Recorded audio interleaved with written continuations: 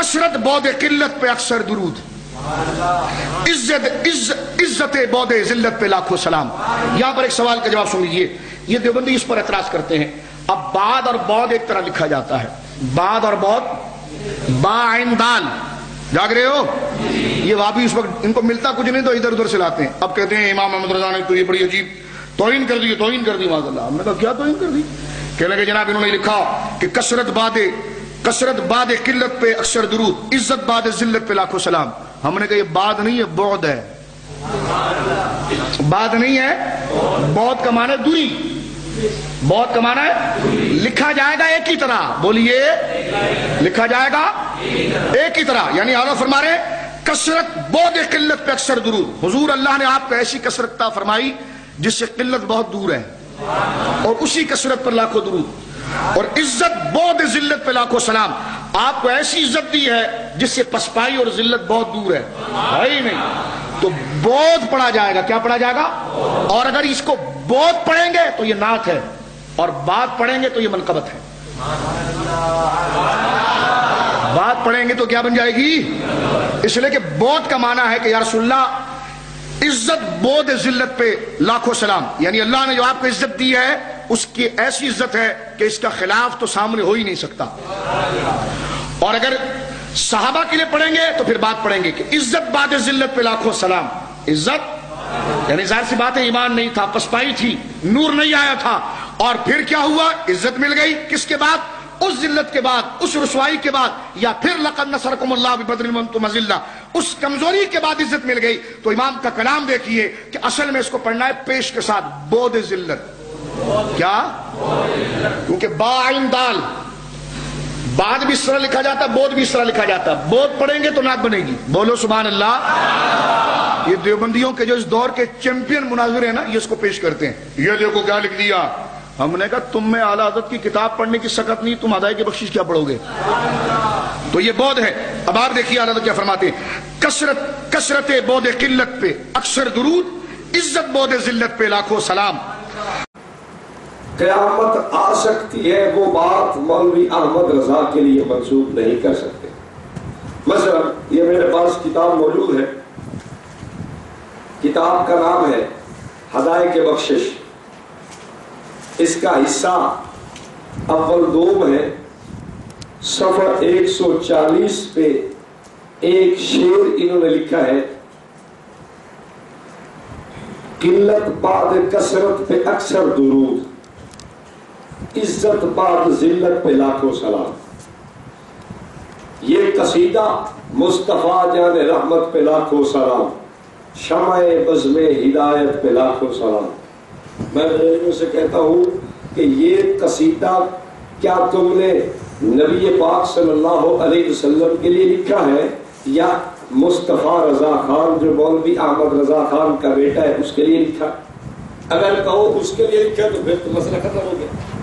اگر کہو کہ نبوت کی تعریف میں یہ لکھا ہے تو پھر مجھے اس جملے کا مطلب بتایا جائے، اس مصرے کا مطلب بتایا جائے جو تم نے لکھا ہے، عزت بعد ذلت پہ لاکھوں سلام، یعنی نبی محترم صلی اللہ علیہ وسلم کو جو ذلت عزت کے بعد ملی اس پہ لاکھوں سلام ہو۔ میں کہتا ہوں اس کا مطلب تو یہ ہوا کہ رحمت کونین صلی اللہ علیہ وسلم علیہ باللہ ایک موقع ایسا بھی آیا کہ ذلت کے مقام کی فائز تھے۔ تو میں تم سے پوچھتا ہوں کہ کیا جو لفظ تم نے نبوت کے لیے استعمال کیا ہے، کیا یہ لفظ مولوی احمد رضا خان کے لیے کر سکتے ہو؟ کیا اس کو ذلیل کہہ سکتے ہو؟ کیا یہ ذلت کا لفظ جو نبوت کے لیے تم نے لکھا ہے مولوی احمد رضا خان کے لیے کہو گے؟ ہرگز نہیں، کوئی بھی جسارت نہیں کرتا، ہمیں ضرورت نہیں ہے، وہ کہتے نہیں ہے۔ بھائی میرا سوال یہ ہے، پھر میں اپنے دعوے پہ پہلی دلیل دے چکا ہوں کہ جو لفظ مولوی احمد رضا خان کے ماننے اور چاہنے والے نبوت کے لیے استعمال کرتے ہیں وہ لفظ اپنے لیے استعمال کرنا گوارا نہیں کرتا۔ اور میں نے کہا تاریخ میں 2 آدمی ہیں کہ جنہوں نے نبی کے لیے ذلت کا لفظ استعمال کیا اور سیدہ عائشہ صدیقہ کی توہین کی ہے۔ پہلا رئیس المنافقین ابن ابی، اس نے کہا تھا، سورہ منافقون میں ہے، لَيُخْرِجَنَّ الْأَعَزُّ مِنْهَا الْأَذَلَّ، اس نے کہا کہ ہم عزت والے جب آئیں گے، ہم غلبہ پائیں گے، ہم ان ذلت والوں کو نکال دیں گے۔ نبی کے لیے لفظ یہ استعمال اس نے کیا تھا، یا اس کے بعد تاریخ انسانی میں دوسرا انسان مولوی احمد رضا خان اٹھتا ہے جس نے عزت بعد ذلت پہ لاکھوں سلام کہہ کے رحمت کونین صلی اللہ علیہ وسلم کے لیے ذلت کا لفظ استعمال کیا ہے۔ وہ بھی اپنی جماعت کا امیر تھا، یہ بھی اپنی جماعت کا امیر ہے، اور اس نے ایک اور بہت بڑا قدم اٹھایا، رحمت کونین صلی اللہ علیہ وسلم کی حرم محترم سیدہ عائشہ صدیقہ رضی اللہ تعالی عنہا کے لیے اس نے تہمت کا پروپیگنڈا بنایا اور آپ پر تہمت لگائی، جس کی صفائی میں رب کا قرآن بولتا ہے جیسے اس نے سیدہ عائشہ کو معافی نہیں دی، اس نے بھی سیدہ عائشہ کو معافی نہیں دی۔ اس کی کتاب ہدایت کے بخش حصہ سو، اس کا صفحہ 37 اٹھا کے دیکھ لیجئے، جو شعر اس نے سیدہ عائشہ کے لیے لکھے ہیں، میں کہتا ہوں کائنات کا کوئی انسان اپنی ماں کے لیے تصور نہیں کر سکتا۔ دو آدمی ہیں، ایک وہ اور ایک مماثلت کیا ہے آپ علماء ہیں، خود تلاش کر دیں۔ خیر، میں نے کہا پہلی دلیل کہ جو لفظ یہ اپنے لیے استعمال نہیں کر سکتے وہ لفظ نبوت کے لیے کیوں؟ بات ٹھیک ہے غلط ہے؟ اگر غلط ہے میری بات تو آپ اس کو رد کر سکتے ہیں۔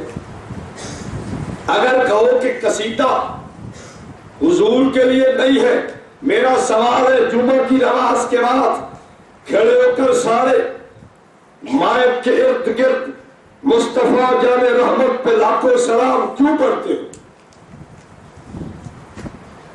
لوگوں کو تم نے یہ باور کیا ہوا کہ یہ حضور کے لیے پڑھ رہے ہیں، اسی درود کے، اسی سلام کے قصیدے کے اندر عزت بعد ذلت پہ لاکھوں سلام۔ ایک مولوی کہنے لگا، کہتا مولانا یہ لفظ بعد نہیں بول ہے، بعض ان کے مراد یہ بھی کہہ دیتے ہیں جب پھنس جائے تو پھر کیا کہتے ہیں یہ کیا ہے؟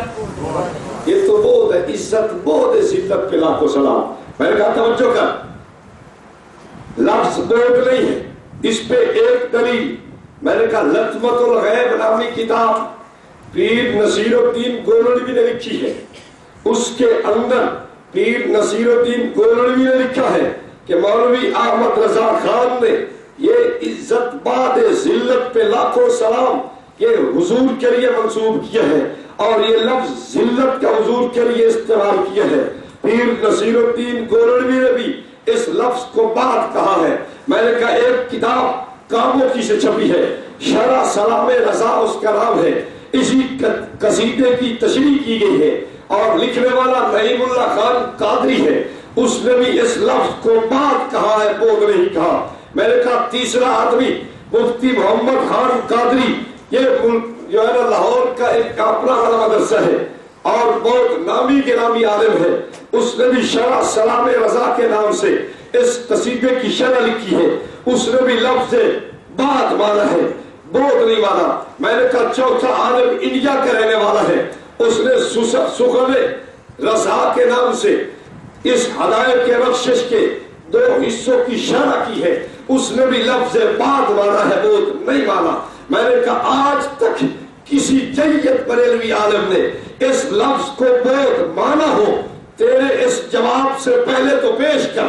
میں نے کہا جب نہیں مانا، نہ تمہاری تحریروں میں ہے نہ تمہاری تقریروں میں ہے، ہم اس کو تسلیم نہیں کریں گے، سیدھی بات۔ اگر ہے تو لاؤ، 3 شرح میں نے بتا دی، چوتھا گواہ بھی میں نے پیش کر دیا۔ تمہارے کون سے علماء ہیں جنہوں نے یہ کہا کہ یہ لفظ بود ہے؟ اور دوسری بات، میں نے کہا میرے پاس مولانا احمد رضا خان کی کتاب حسام الحرمین ما تمہید ایمان موجود ہے۔ اس کتاب کے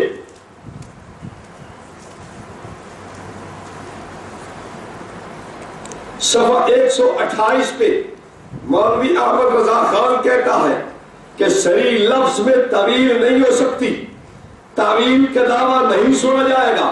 میں نے کہا اگر میری بات ہو تو تعویل تو نہیں سنتا، تیری بات کی تعویل میں کیوں سنوں؟ اگر میری بات کی تعویل تو نہیں سنتا تو تیری بات کی تعویل میں کیوں سنوں؟ نہیں سنوں گا۔ میں نے کہا دوسری بات، صریح لفظ میں تعویل ہو ہی نہیں سکتی۔ اعلیٰ حضرت کہتے ہیں اصحاب الحرمین با تمہید ایمان صفحہ 128، صریح لفظ میں تعویل، اور یہ بات ذہن میں رکھیں، جب ہم علماء بریلویہ کی عبارات پیش کرتے ہیں وہ ہمیں پتہ کیا کہتے ہیں؟ وہ کہتے ہیں جی اس کا تو یہ مطلب ہے، یہ مطلب ہے۔ میں نے کہا ہماری عبارات کا ہمیں مطلب بیان کر رہے تھے؟ کہتے نہیں۔ میں نے کہا کیوں؟ کہتا صریح لفظ میں تعویل نہیں ہوتی۔ میں نے کہا تو پھر تیری تعویل کیوں میں سنوں؟ اگر میرے بزرگوں کی عبارات کی تعویل مجھے تو نہیں کرنے دیتا تو تیرے بزرگوں کی عبارتوں کی تعویل میں کیوں سنوں گا؟ میں نہیں کرنے دوں گا تجھے۔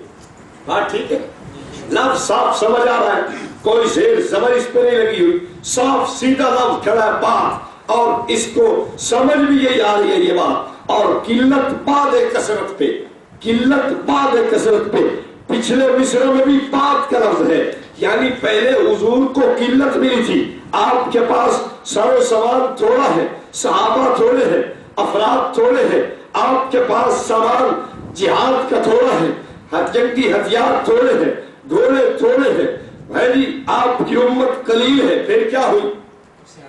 بعد قلت بعد کثرت، ہاں نہیں کثرت بعد قلت، کثرت تو قلت کے بعد آئی۔ میں نے کہا جیسے اس کے اندر لفظ بعد ہے ایسے عزت بعد ذلت یہاں بھی لفظ ہے۔ خیر آگے آئیے۔ میں نے کہا ایک دلیل کہ جو لفظ رضا خانی حضرات مولوی احمد رضا خان کے لیے نہیں بول سکتے وہ لفظ نبوت کے لیے بولتے ہیں، ٹھیک ہے؟ دلیل آئی؟ اب آگے آئیے۔ میں نے